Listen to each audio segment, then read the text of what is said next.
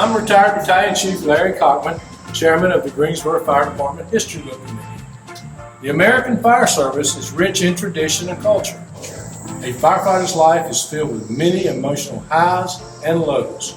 Stories of major fires, national disasters, medical calls, firehouse living, and family life are often verbally shared from one generation to another.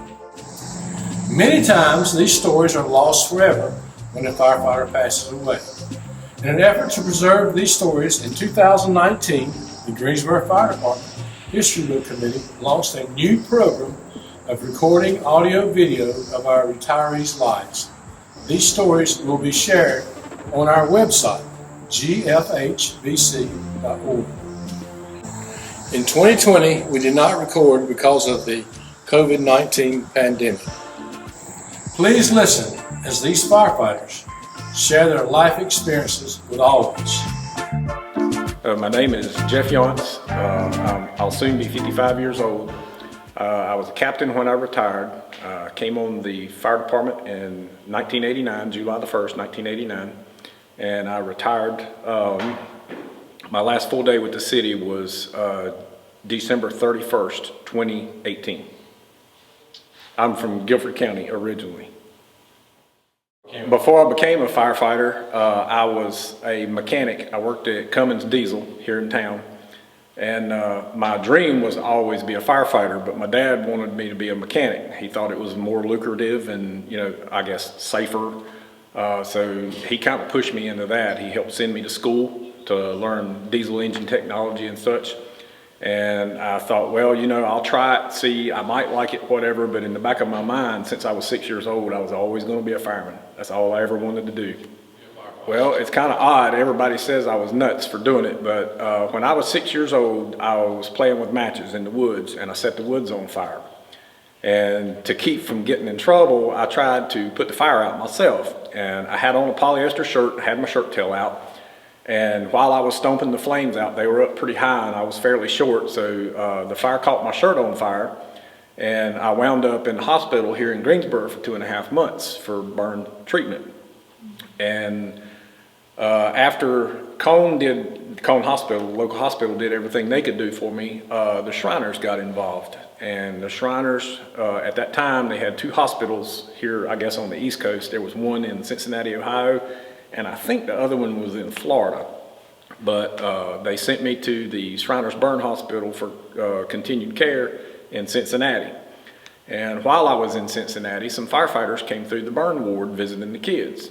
And that sparked my interest. They actually gave me a toy fire truck and that kind of thing. So from that point on, I knew what I was going to do.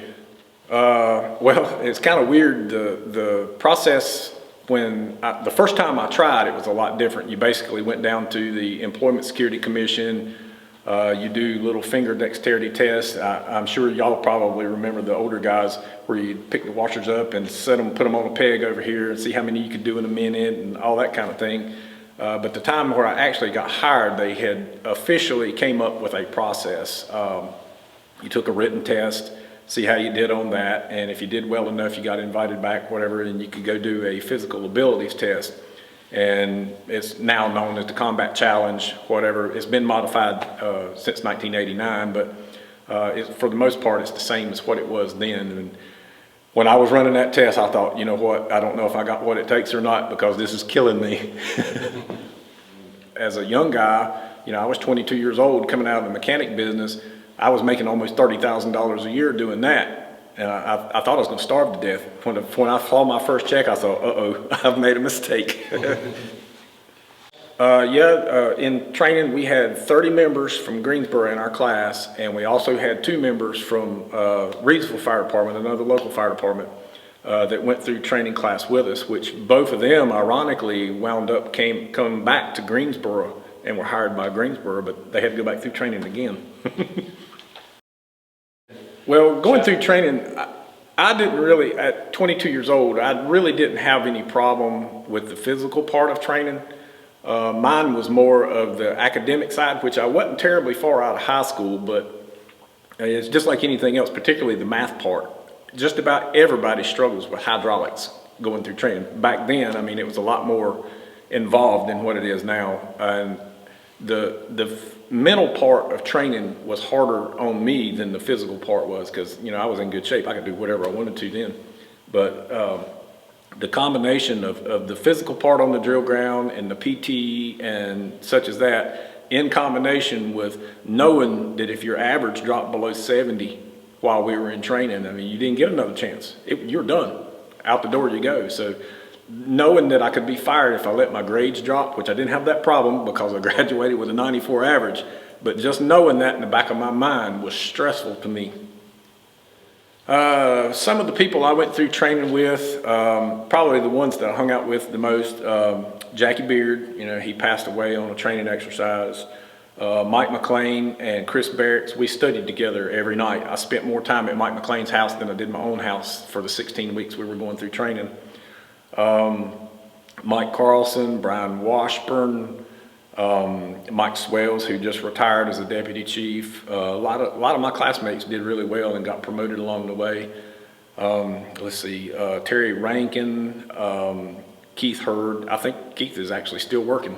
One funny story that I can tell from training, I mean, naturally, what goes on behind closed doors normally stays behind closed doors, but one thing we did is during sprinkler training week, everybody tries to wet the instructors. It's just part of tradition. They know it's coming. We know it's coming. It's just a matter of, can you get them? Can you not get them? Well, two of my training officers, one of them was Captain David Spears. The other one was Captain Charlie Jones. And they knew what we were getting ready to do. So while we were in there learning to plug sprinklers and getting soaking wet and all that kind of stuff, some of us went down one floor and snuck out on the fire escape and come back up, and we thought we had them trapped, but they got away. And they ran all the way back to the training building, and they locked the door on us and we couldn't get in. And they had a pretty good head start on us, so we couldn't catch them. But back then, Charlie Jones was smoking about 2 packs of cigarettes a day, and I swear you could hear him breathing through the door. And we laughed at him and thought, if we'd had to chase you another 100 feet, you would probably died. But things like that. We eventually got them wet, but it wasn't in sprinkler class. We had to wait till we were doing a live burn, and we got them with 2.5s. That's good. Well, in training, I knew this was the job that I was meant for. Like I say, I've always, after I was burned and met the firefighters and they came by and spent some time with me, I knew what I wanted to do. And I knew when I was already a volunteer. I'd volunteered for about 4 years before I got on with the city. So I knew that was the right career path for me. It was just trying to get hired with a municipal fire department. That was the hard part. And I had applications in everywhere. I was going to be a firefighter or bust. I had actually applied for High Point, Winston, Greensboro, Charlotte. And so I wasn't really tied to one spot. I preferred Greensboro because I already lived here and I knew people around. But I was going to be a firefighter if I had to go somewhere to another state. I didn't care. I mean, that's just what I wanted to do.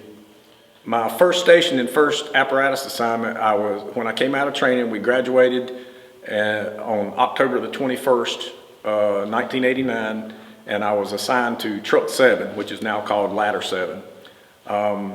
My first captain was Captain Chuck Smith. I think he's one of your buddies. Great guy. Probably gave me better career advice than anybody through my whole 30-year career. He told me, he said, "Rookie, this is the way things are right now. This is the way things are going to go. The writing's on the wall. So I would advise you to go ahead and get involved, start going back to school, get your degree, that kind of thing." He was absolutely right. On my original assignment, at Station 7 at that time, there was an engine, a ladder, and a squad. There was 2 assigned to the squad.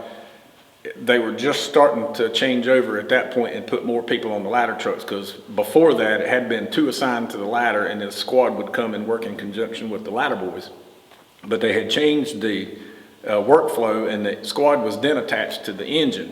And we had 4 people, actually when I got out of training we had 5 people assigned to the ladder. There was Captain Chuck Smith, Irvin Latta was my driver, Jimmy Gwynn was the second driver, Danny Edwards, who graduated with me, and then me. And then on the engine, there was Captain Woody Parrish, Steve Stone, Randy Mabe, and Tommy Brown. And then assigned to the squad on our shift was Larry Patterson and Ty Miner. Well, the biggest nickname that I got was I got transferred from Station 7, my original assignment, and I went to Station 1. And Captain Nelson, he's always competitive. And we would always try to find something that I could do that he couldn't do, or he could do that I couldn't do. And we were doing, I don't remember how we got on it, but we wound up trying to do the limbo and stuff like that. And I was really, really flexible. So Captain Ralph Sutton, who passed away several years ago, he nicknamed me Gumby. So most people nowadays don't know who Gumby is, but that was my nickname, was Gumby, because I was so flexible. Now I'm not that flexible anymore. Well, probably I'll try to keep the prank stories kind of clean, but some of the funnier stories is there was one guy, he loved fireworks and stuff like that, and you could be standing in the shower and a bottle rocket would come shooting into the shower stall, and I finally learned you don't try to run from it, you just try to get it wet and put the fuse out. You know, different stuff, just people messing with you all the time, taking a glove and cutting the finger off of it and tie it up and it looks just like a rat. We would put that, now one thing I thought I was gonna get fired over this one, I put it in the coffee cup cabinet. You know, in the firehouse, everybody's going to the coffee cup cabinet first thing. So Chief Coble opens the door, the mouse comes flying out and it scares him, and he was terrified of mice. And he got mad and he tore it down. He said, if that thing shows back up again, he said, I'm gonna fire somebody. So I'm standing there, I'm over here laughing.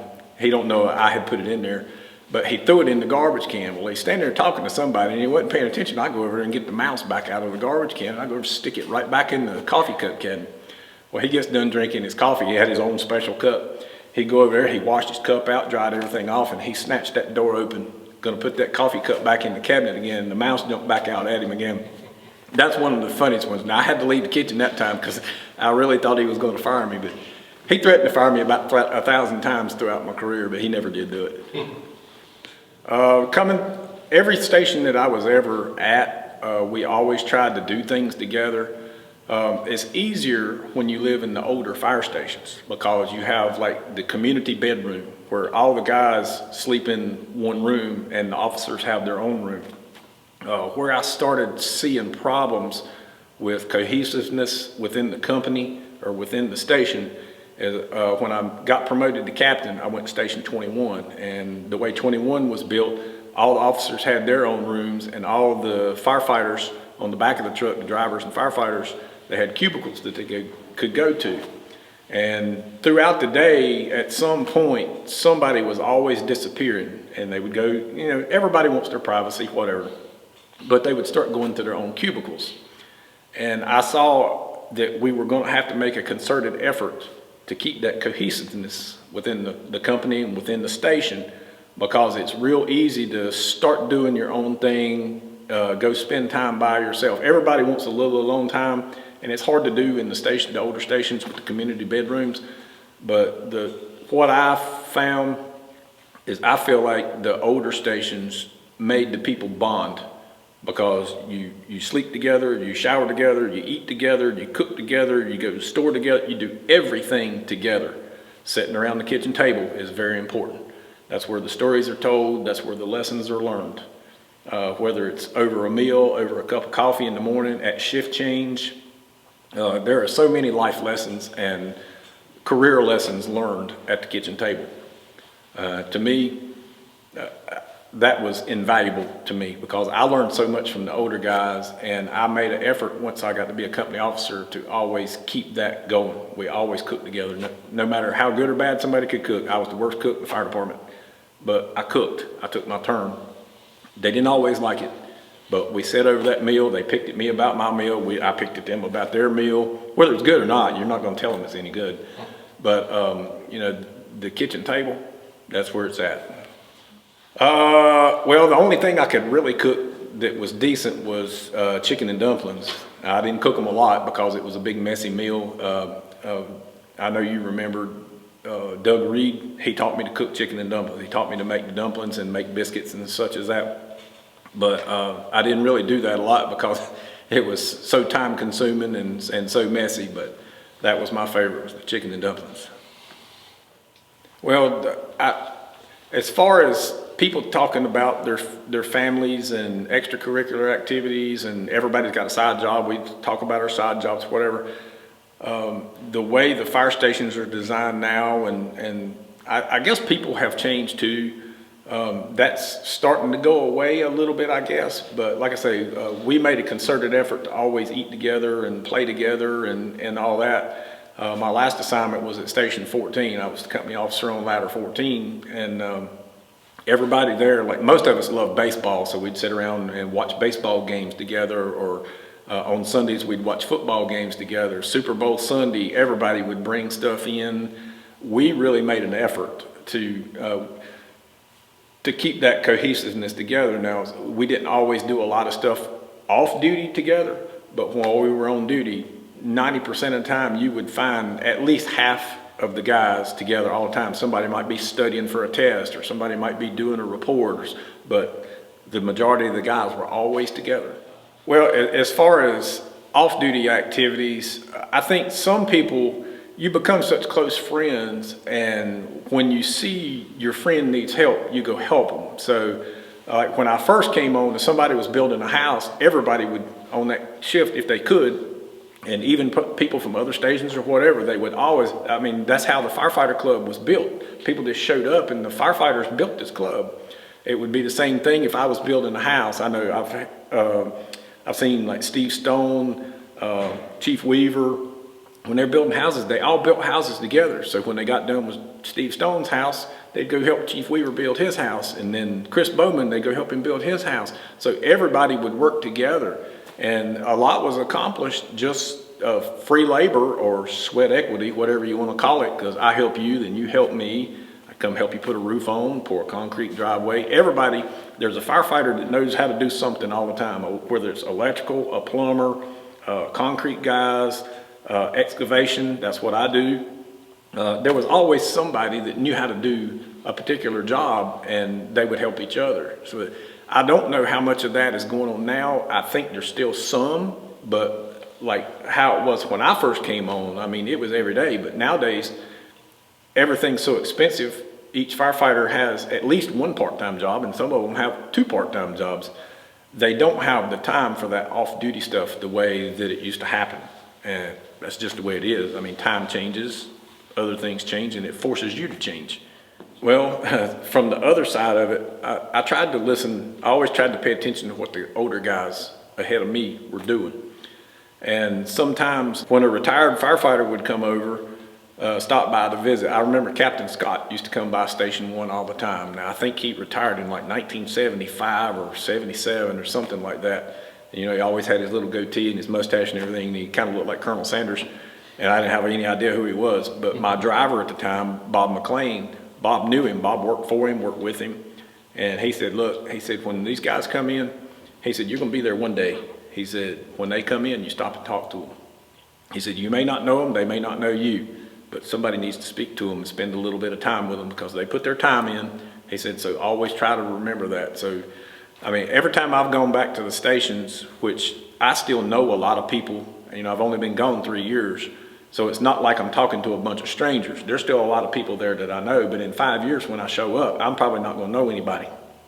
So hopefully they'll still stand around and talk, but you know, for the retirees' sake, it does them good to make them feel like they're still a part of the organization, you know, and feel needed and wanted. But as the retiree, I've had the opportunity to sit down and went by Station 56, and there's a few young guys there, and they said, well, since you've been retired a couple of years, what's your advice to these young guys? And, you know, I gave them some advice as far as invest all you can while you're working. Don't live outside your means. Plan your education, get your education so that you can advance. Try to advance as quick as you can.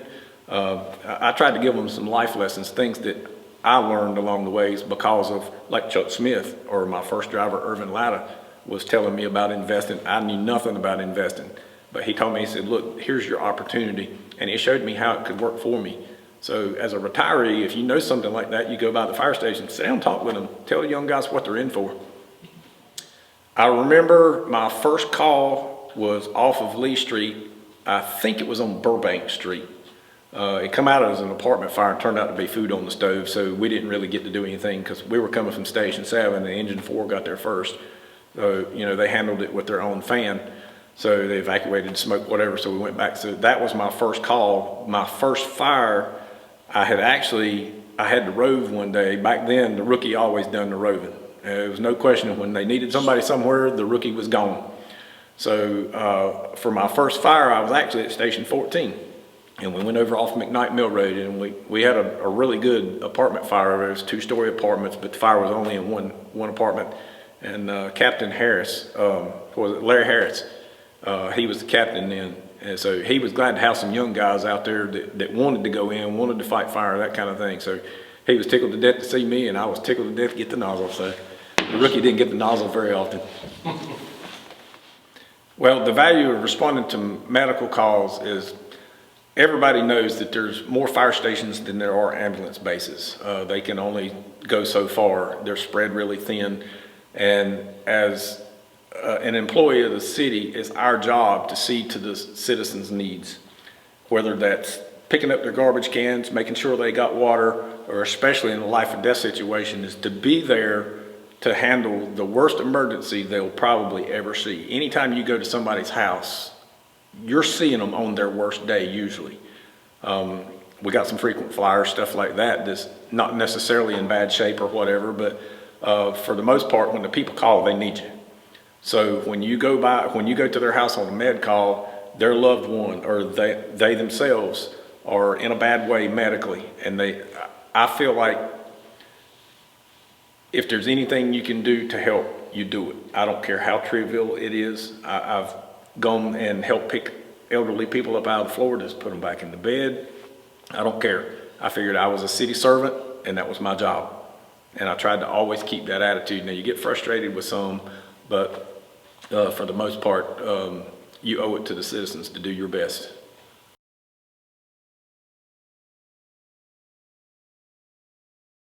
There's always calls that are going to bother you because you see people.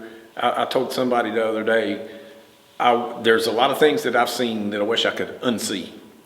And I've seen people at their best, which were my coworkers, and I've seen people at their worst, how they can treat other people, the things they do to them, the way they abuse them, shootings, cuttings, things of that nature, just general meanness. So there is a lot of stuff that I wish I could unsee. I had told one of my rookies, we went on the call, I don't know if you remember, I don't even remember what year it was, but when we had the big apartment fire and the 4 college students didn't survive it over at Campus Walk. Well, we weren't on that call. I came in the next day, so we went over to do recovery. And I told Pat Henley, he was my captain at that time, I told him, Pat, this is the worst day of my career. I said, if I never see anything like this again, having to deal with the parents, that was the worst part. But if I never see anything like this again, I'll be a happy man. Well, it turns out I was wrong. That was not the worst day of my career. The worst day was on Everett Street, the day that Jackie Beard passed away. Jackie and I went through training together. We were really tight. He was the oldest. He was 42 when he started training. And I was only 22. I don't know why we bonded, but we bonded. And, you know, we both like farming stuff, cows, horses, whatever. And for some reason, Jackie and I immediately bonded. And the day I was the last firefighter to talk to him when he passed away, and I was sitting there looking at him in the eye when he took his last breath. And it was almost a month before I could even talk to my wife about that. We went to some critical stress debriefing sessions, stuff like that. I couldn't even talk to the people. It hurt me so bad to lose my friend. I can't imagine what the firefighters in New York went through when they lost 343. So that was the worst day of my career, and it almost pushed me to the point where I wanted to leave. To be honest with you, I've never really I told my wife, I don't know why, because Jackie wouldn't have quit if something would have happened to me, and I guess that's what kept me going. But I had actually thought about leaving at one point because it hurt me so bad to lose my friend like that. So Some of the bigger fires, bigger incidents that I was on, we were on one big hazmat call. It kind of scared everybody. Matter of fact, I was driving you that night, and we had. Scared? I scared you going through town when we were going to Station 4 to get the command post, and it turned out it wasn't there. It was at the garage having the brakes fixed on it. So we had to swing by the garage on Patton Avenue. Well, the incident was down on Broom Road, and they had, I don't remember how many thousands of gallons of toluene, as in nitrotoluene, and it was within like 2 degrees of letting go. And had it rose about 2 more degrees, they said it would have blasted the whole city block. And me and you both looked at each other like, uh-oh, we shouldn't be here. But some of the bigger fires that I was on, probably Cedar Street. We had several downtown. 320 South Elm Street. I remember that one vividly because if it weren't for a couple of good officers recognizing what was going on, there was about 25 firefighters in that building. And by the time we got everybody out, the guys from Squad 5 or Rescue 5, they looked like rats bailing off a sinking ship coming out the windows and stuff. And about 2 minutes after the last one put his foot on the sidewalk, the building fell in, the roof fell into the basement. Who were those officers, you remember? One of them was Eddie Nix. Eddie was always a great company officer, good person, good friend, but the guy probably knew more about firefighting. Phil May was another great officer, but he wasn't on that call. Chief Hahn, he was the commander on scene at that time. Let's see, I had a fire in what used to be called the Jefferson Building.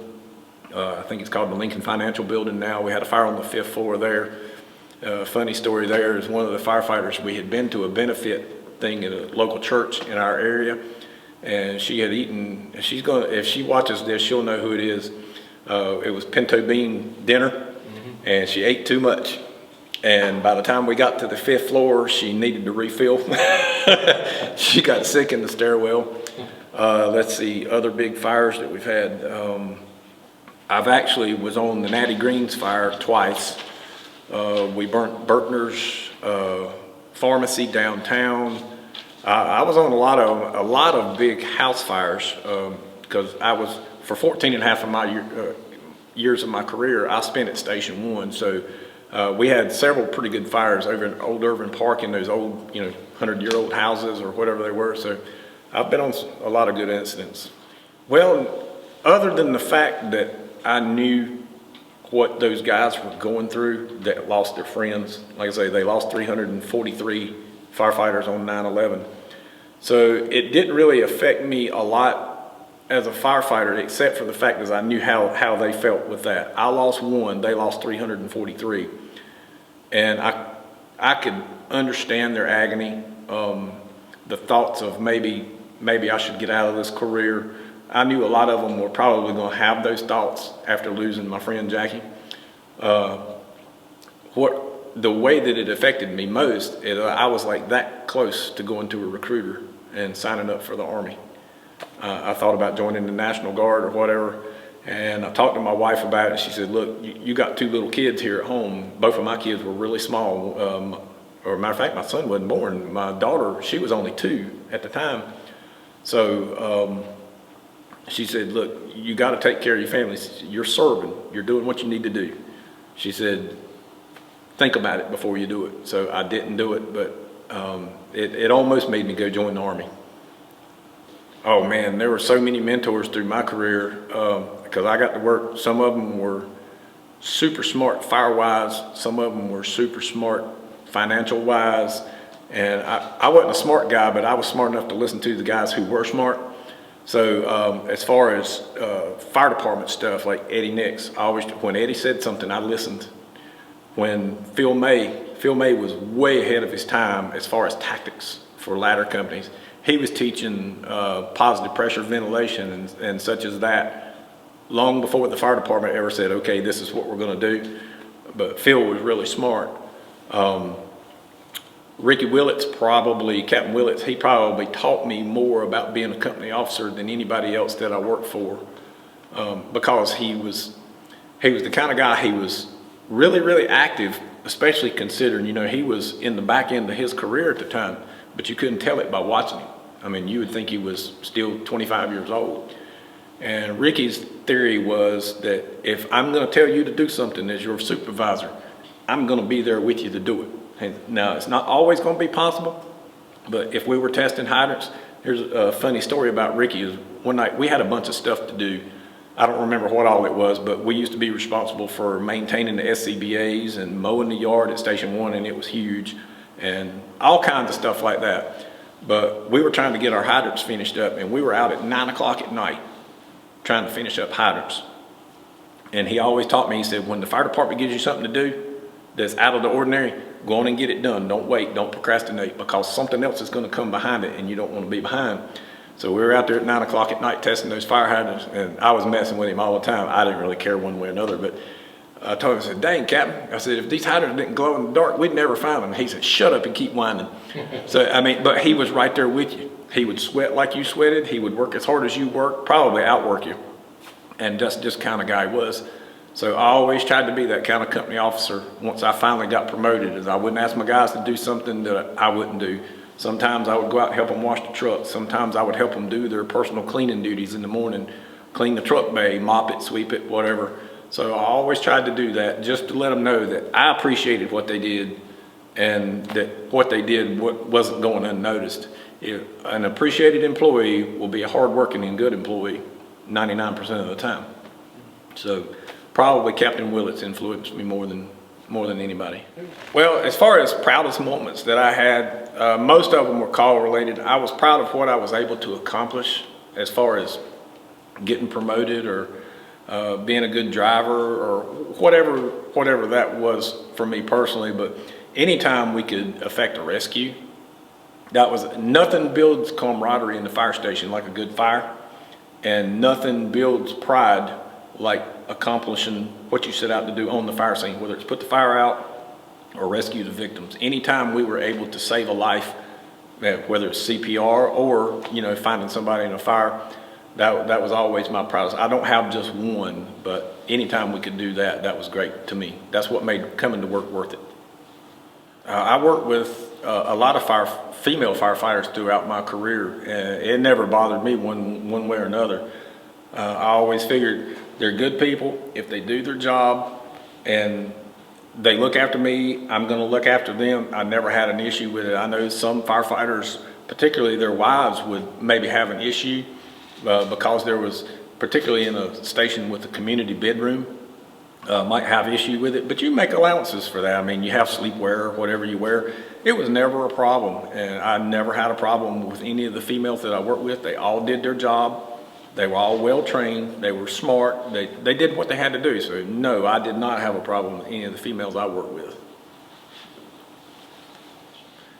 If I could go back in time and restart my career, would I? Yes, I certainly would. There would be a few things that I would, well, one thing in particular that I would change would be my, to improve my education level. One of the things that I talked about early in the interview was about how Captain Smith, Chuck Smith, told me what was coming as far as educational requirements to get promoted, stuff like that. I wish I would have went ahead and done mine earlier. Just bite the bullet, go do it all at one time early in my career, and it would open up more doors for me as far as promotion. That's one thing that I wish I would have done different. But, I did mine along the way, and I actually never did finish it. I'm like 2 or 3 classes short of a degree. And that would have been just basically bragging rights for me, because I don't think it would have pushed me to be promoted any earlier as the way that I did it if I'd have went on and finished it. But had I gone when Captain Smith told me, he said, go get your degree, I wish I would have went and done the whole thing right then. So if anybody's listening, go get your degree. How would I describe a successful firefighter? Somebody that really has the drive to do the job. Somebody that is willing to go back, get their education, whatever they need for promotion. Somebody that works hard every day, because this is not a career where you can come in and coast. You've got some that have made a career by coasting, but those are not the people that generally everybody would agree that I want that guy on my fire truck, or I want that guy on my fire scene. When I need to count on somebody, I don't want that guy. So I want somebody that lives, breathes, sleeps fire department when he's on duty. When you're off duty, I want the guy that knows how to take time with his family, spend time with them, raise his kids, work part-time if you have to support your family. That's the kind of mentality you got to be, because the people that are willing to do that are generally the hard workers in the fire station. I'm sure everybody has seen people that were, people that weren't, and how good they operated on the fire scene, how they were lacking. So I would say that would be my requirements. Significant others of firefighters certainly do play a part, because I always knew that, now I wasn't married when I first got on the fire department. I came on in '89 and I didn't get married until '95. I was testing her to make sure she was tough enough to stand up to the pressure, and she was. But my wife was probably one thing that helped keep me on the straight and narrow and keep me grounded. Because sometimes when you start having some success, your head wants to blow up a little bit. And she was always there to help me, remind me to keep me humble. At my low times, she was the one that was always there that I could talk to. Like I said, after Captain Beard passed away and I struggled so hard, I couldn't even talk to her about it. But eventually I got to where I could. And just having that support system at home is really important, whether it's your wife, your husband, whatever, if you're married, whatever. But faith certainly played a part, because a lot of times, I'll speak for myself, a lot of times you don't always understand why things happen the way they do. And I think between having my wife to talk to and my faith, having God to talk to, he helped me see life in a different manner. When I was younger, I thought I was 10 foot tall and bulletproof. And through some of these incidents, whatever, God says, all right, this is what you need to do. I'm talking to you. He said, I'm letting you see it. And so family and faith, both, they have to be a part, in my opinion, to help a firefighter endure a long and healthy career, healthy physically and healthy mentally.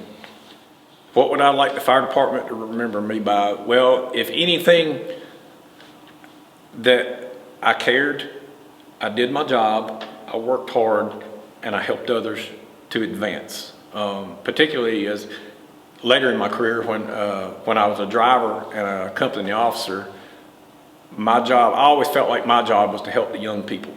Because somebody helped me get to where I was, and I felt like it was my job to pass along what I had learned. So if anything, I hope everybody remembers that if I worked around them or whatever and they needed help, needed advice, needed to learn something, I was always the one that was willing to work with them. I always took pride in that. I would like my family to remember that I always loved them. And I know a lot of times with the schedule and everything, or some of the calls that we went on, that I wasn't necessarily in the best mood or the right frame of mind.